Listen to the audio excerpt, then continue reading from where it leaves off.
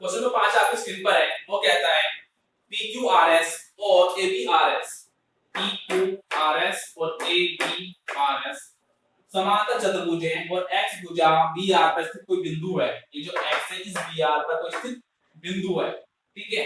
तो दर्शाइए कि area PQRS बराबर है एरिया ABRS, ठीक है। और दूसरा कहता है जो AX है, AX है इसका जो एरिया है वो बराबर है किसके, हाफ एरिया PQRS के, PQRS, ठीक है। अब देखिए PQRS और ABRS क्या है, समांतर चतुर्भुज है, ठीक है। और हमें क्या पता है, एक ही आधार और समांतर रेखाओं के बीच में जो स्थित तो समांतर चतुर्भुज होते हैं उनका क्षेत्रफल आपस में बराबर होता है। हम स्टार्टिंग में ये प्रूफ भी कर चुके हैं, ठीक है। तब आधार क्या ऐसा आ रहा है दोनों चतुर्भुजों के लिए, और ये P से लेकर B तक क्या है, समांतर रेखा है, इसके समूह की समांतर रेखा है। इसके अब इन दोनों के बीच में क्या है, ये PQRS है और दूसरा क्या है, ABRS है। दो चतुर्भुज बनने वाले समांतर चतुर्भुज है तो उनका क्षेत्रफल क्या होगा, बराबर होगा। पहले कंडीशन प्रूफ हो गई है। दूसरा, अब इस स्थिति को भूल जाओ। अब यहाँ पे क्या है, ABRS, ठीक है।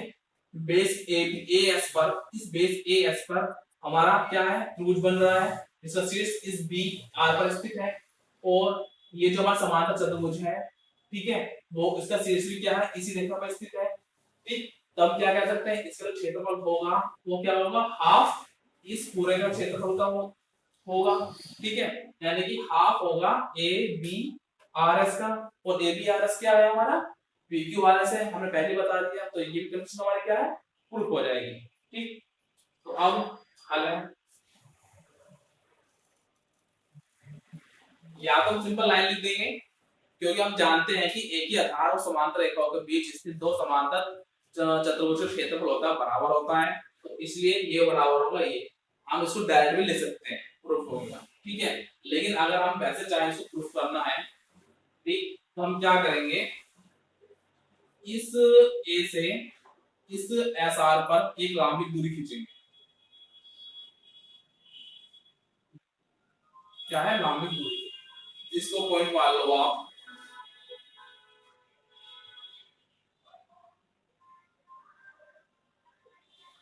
D, ठीक है। इसको मैं क्या मान D मान लेता हूं, ठीक। अब देखिए समांतर चतुर्भुज, अगर हम समांतर चतुर्भुज P P Q R S की बात करूं, P Q R S में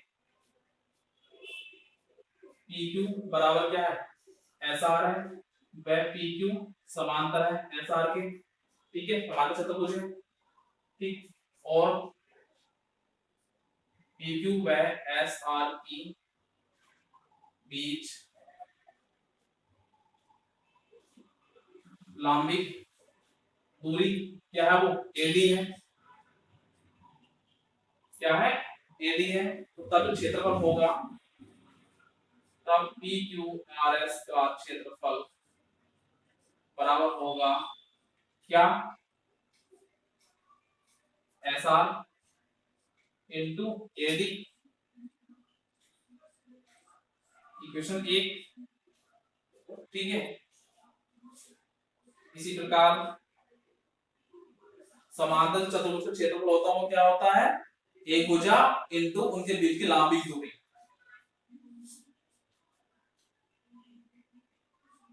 इसी प्रकार समांतर चतुर्भुज ABRS में जो AB है बराबर है SR के, में जो AB है समांतर है SR के, ठीक है। और AB व SR के बीच जो लंबी दूरी है वो कौन सी है, AD है, ठीक है।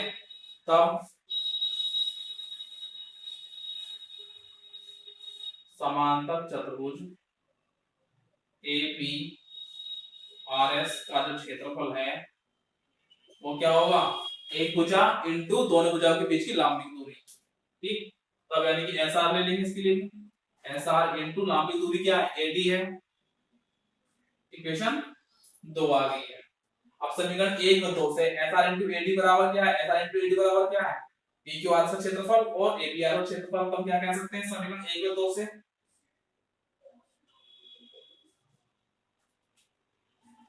Area P Q R S बराबर area A B R S, proof. ठीक है, ये क्या हो गया हमारा, प्रूफ हो गया। ठीक, अगर हम चाहते तो इसके सिर्फ एक लाइन लिखकर भी हम इसको बोल सकते थे ये हमारा क्या है, बराबर है। आगे आता हम, ये हमारा पहला क्वेश्चन हो गया। दूसरे के लिए आते हैं, हम लिखेंगे ए बी आर एस एक समांतर चतुर्भुज है और हम जानते हैं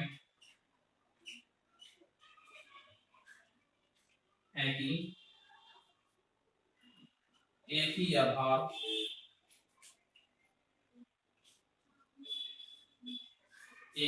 व आधार के समूह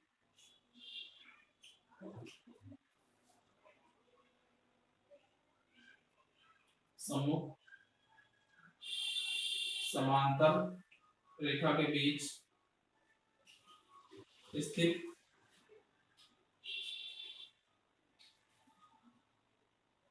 त्रिभुज का क्षेत्रफल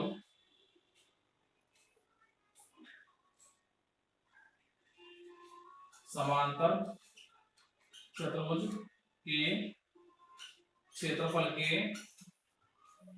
आधे के बराबर होता है तब। ठीक है, अब देखो समांतर चतुर्भुज है और एक ही आधार कौन सा है, ए एस लिख देंगे। ठीक, समांतर रेखा कौन सी हमारी, बी आर। ठीक है, तब क्या होगा, ये क्षेत्रफल हमारा ए एक्स एस, ए एक्स एक्स वो क्या होगा, हाफ होगा एरिया किसके, ए बी आर एस के। ठीक है, और ए बी आर एस क्या है, पी क्यू आर एस है समीकरण 1 से। इसको इक्वेशन 3 मान लो,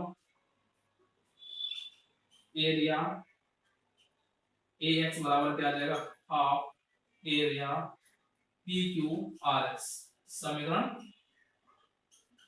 3 से। ठीक है, और यही हमें क्या था, प्रूफ करना था।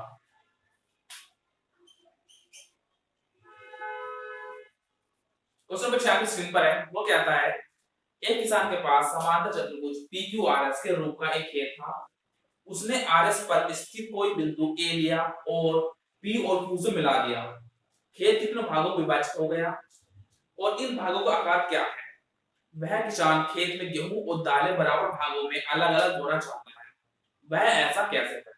ठीक है, तो सबसे पहले उसने बताया कि पी क्यू आर एस है, समांतर चतुर्भुज क्या है, वो एक खेत है।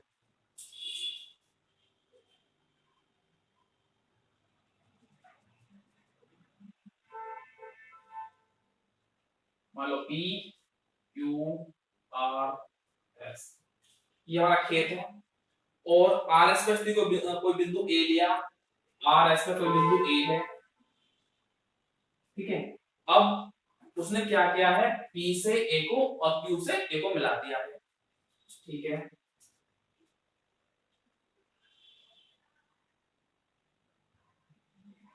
ठीक, तो ऐसा करने पर सबसे पहले से 3 भाग बन गए, पहला भाग, दूसरा भाग और तीसरा भाग। 3 भाग बने हैं और 3 भाग के साथ ही हमारे क्या बन रहे हैं, यहाँ पे हमारे 3 त्रिभुज बन रहे हैं।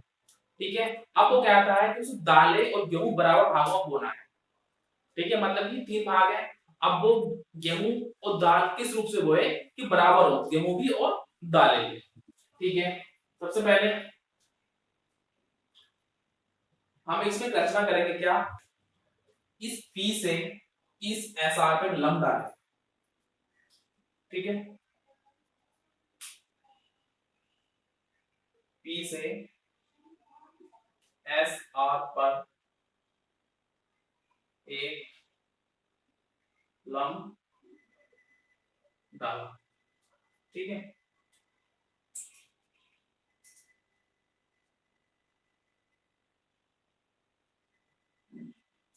इसको कोई बिंदु मान लो आप डी, ठीक है। अब ये जो लंब है ये हमारा इस त्रिभुज के लिए भी काम करेगा, इस त्रिभुज के लिए काम करेगा और साथ में इस त्रिभुज के लिए भी हमारा क्या है ये काम करेगा, ठीक। तो क्या ले लिया हमने, पीडी हमारा क्या हो गया, एक शीर्षलंब हो गया, क्या आ गया हमारा ये पीडी शीर्षलंब, ठीक है। अब इन बराबर बराबर से हम इन तीनों त्रिभुजों का क्या क्षेत्रफल निकालेंगे, तो अब क्या आएगा, त्रिभुज पी एस ए का जो क्षेत्रफल है, जो हमारा त्रिभुज क्षेत्रफल होता है वो क्या होता है 1/2 आधार इनटू शीर्षलंब, ठीक। तो क्या आ गया 1/2 इनटू आधार इनटू संगत शीर्षलंब,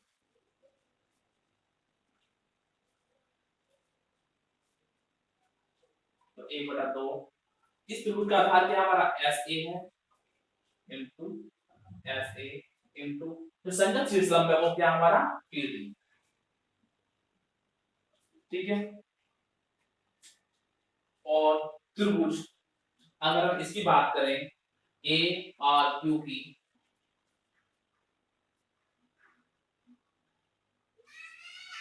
इसका क्या आ जाएगा 1/2 इनटू इसका जो आधार है क्या ए आर,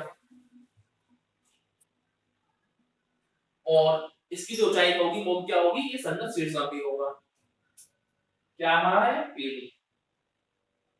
इक्वेशन चाहे आप इसको 1 मान लो, इसको 2 मान लो, ठीक है। और अब इसका क्षेत्रफल निकालेंगे हम, अब त्रिभुज पी ए क्यू का क्षेत्रफल क्या होगा 1/2 इनटू आधार क्या है पी क्यू है इनटू शीर्षलंब क्या है पीडी है हमारा, ठीक। अब देखो ये जो पी क्यू है वो किसके बराबर होगा, एस आर के बराबर होगा, क्यों समांतर चतुर्भुज है हमारा, तो क्या लिखेंगे 1/2 इनटू हम पी क्यू को क्या लिख सकते हैं एस आर लिख सकते हैं, लिखेंगे चूंकि P Q R S A समांतर चतुर्भुज है, तब पी क्यू बराबर एस आर, ठीक है। अब 1/2 इनटू जो हमारा एस आर है वो क्या है S A plus A R है, तो क्या है S A plus S R into का क्या है एडी हमारा, कहते हैं यहाँ पे चूंकि जो एस आर इक्वल क्या है S A plus A R, आगे से, ठीक है, ये आ गया। अब बारी बारी से हम इसको ओपन करेंगे ब्रैकेट को मल्टीप्लाई करके, तो क्या आएगा 1/2 into S A into PD plus 1/2 into अब क्या आएगा हमारा एस आर आएगा इनटू पीडी, ठीक है। अब देखो 1/2 into S A plus PD, S A plus PD क्या है त्रिभुज पीएसए का क्षेत्रफल है, तो बराबर त्रिभुज पीएसए का क्षेत्रफल प्लस इसी तरह से 1/2 इनटू एसआर इनटू पीडी वो हमारा ए आर क्यू का क्षेत्रफल है, तो त्रिभुज ए आर क्यू का क्षेत्रफल यहां लिखेंगे समीकरण 1 और 2 से, ठीक है। तब जो हमारा त्रिभुज है वो क्या है पी ए क्यू जो है का जो क्षेत्रफल है वो किसके बराबर है, इन दोनों त्रिभुज के क्षेत्रफल के बराबर है, ठीक है। अब जब उसे गेहूं और दालें बराबर भागों होनी है तो क्या करेगा, इस एक भाग में तो गेहूं होएगा और इन दोनों त्रिभुज में क्या होएगा वो दालें होएगा, या फिर हम ऐसा कह सकते हैं इस पूरे भाग में दाल होएगा और इस पूरे भाग में क्या होएगा वो गेहूं बोएगा, बराबर बराबर क्या गेहूं और दालें लेने के लिए। ठीक है, तो क्या लिखेंगे हम,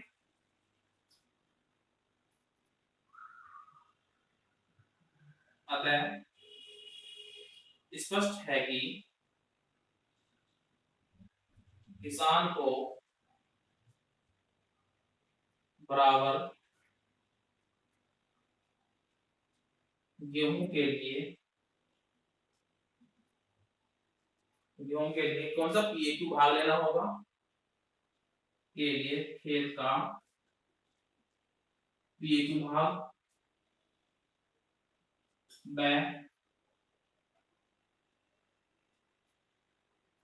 दालों के लिए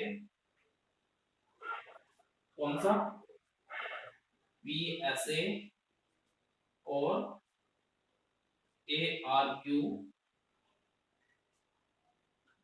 का भाग लेना होगा। ठीक है, तभी वो क्या है बराबर गेहूं और बराबर दालें प्राप्त कर सकते हैं।